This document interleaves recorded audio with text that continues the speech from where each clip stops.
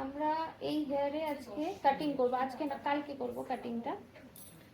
তো এই হেয়ারটা তোমরা দেখে বুঝতেই পারছো যে কতটা রাফ, ফ্রিজ হয়ে আছে, ম্যানেজেবল না।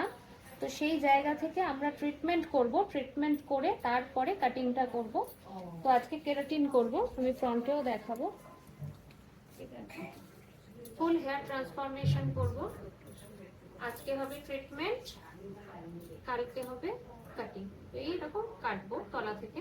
কালকে তো কাজ করার পর পুরোটাই নিয়ে আসবো সামনে যে কিরকম লাগছে।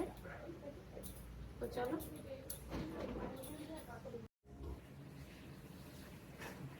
আগের হেয়ারটা দেখিয়েছিলাম, দেখো কাটিং।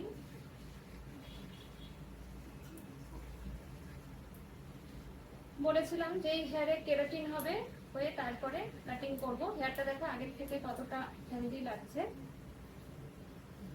তুমি ফিল করছো যে হেলদি হয়েছে হেয়ারটা? হেলদি লাগছে, বুঝতে পারছো? হ্যাঁ, আগে থেকে অনেকটা। হ্যাঁ,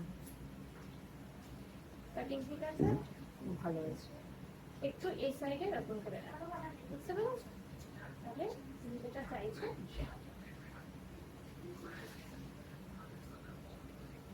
আর বাড়িতে হোম কেয়ার বলতে শ্যাম্পু, কন্ডিশনার, সেরাম, আর কোনো ট্রিটমেন্টেরও প্রয়োজন নেই, কিচ্ছু নেই।